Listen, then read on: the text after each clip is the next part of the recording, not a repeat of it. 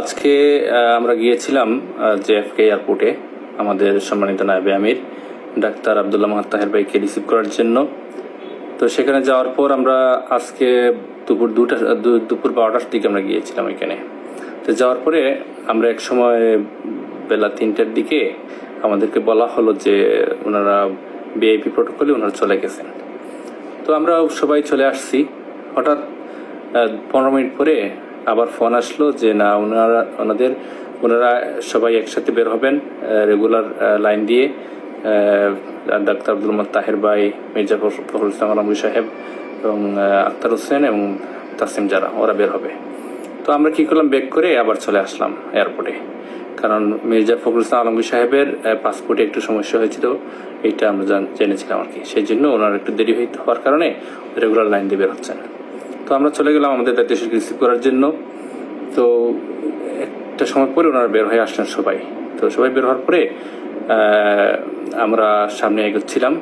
তো এক সময় আমিও সামনে ছিলাম। তো সামনে থাকার কারণে আমি ওই একটু আগে এগিয়েছিলাম। তো এগোনোর কারণে আমি মোটামুটি চলে গিয়েছিলাম মির্জা ফখরুল সাহেবের কাছেই। তো এখানে ওনারা ফলো করতেছিলেন আমাদের কনসুলেট জেনারেলের যা অফিসার আসছিলেন ওনাদেরকে উনি ফলো করছিলেন। তো উনি একা কনসুলেট জেনারেল থেকে একজন দেখছি, এরপরে আরও 2-1জন থাকতে পারে, ওদের চিনি নাই, কিন্তু একজনকে আমি চিনছি।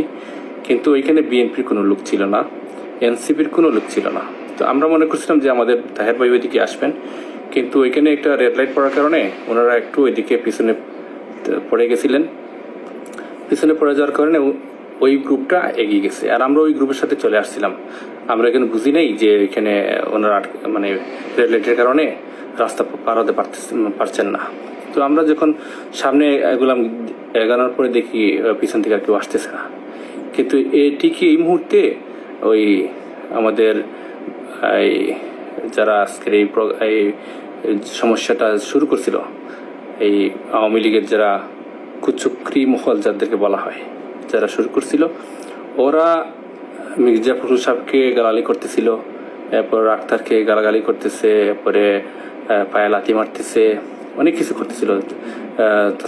তাসিম জারাকে ওরা ধাক্কাধাক্কি করছিল হালকা হালকা, বেশি করে নাই প্রথম অবস্থায়। পরে আমরা সামনে গিয়ে দেখি যে ওদের অবস্থা বেশি ভালো না। আমরা সাবেক শিবির 5 জন ছিলাম, ওইখানে 5 জনই আমরা ছিলাম। আমাদের 5 জন, ওদের অফিসার 1 জন ভালোভাবে দেখছি, আর 2-1জন থাকতে পারে, আর সাংবাদিক 5-6 জন, আর বাকি সব আওয়ামী লীগের সন্ত্রাসীরা। তো যখন ওরা সামনে এগালো, এবার দেখতেছি ওদের আখতার হোসেনের উপরে ডিম নিক্ষেপ করতেছে। তখন আমি যতটুকু পারছি আমার সাধ্য কুলায়, আমাদের মেহমান ওরা, জুলাইয়ের যুদ্ধ ওরা, ওদেরকে সেভ করার জন্য আমরা সর্বোচ্চ চেষ্টা করেছি। তো মোটামুটি অনেক সময় দেখা গেছে যে ওরা পিছন দিক থেকে লাথি মারছে আখতার হোসেনের পায়ে, তো অনেকটা আমি সেভ করছি। এরপরে লাস্ট পর্যায়ে এক সময় দেখা যাচ্ছে যে আমি পড়ে যাচ্ছিলাম, ওইখানে একজন আওয়ামী লীগের সন্ত্রাসী খুব জোরে লাথিটা মারছিল, অনেক জোরে। তো ওইটা আমি প্রোটেক্ট করার জন্য একটু পড়ে গেছিলাম, আখতার হোসেনের পায়ের সাথে শরীরে পড়ে নাই। তো শেষ পর্যন্ত আমি যতটুকু পারছি গাড়িতে তুলে লাগেজ টেগেজ তুলে দিয়ে বিদায় দিয়ে আসছি। তো বিদায় দেওয়ার আগ পর্যন্ত ওরা এই গাড়ির সামনে শুয়ে পড়ছিল, বিভিন্ন ঝামেলা করছিল।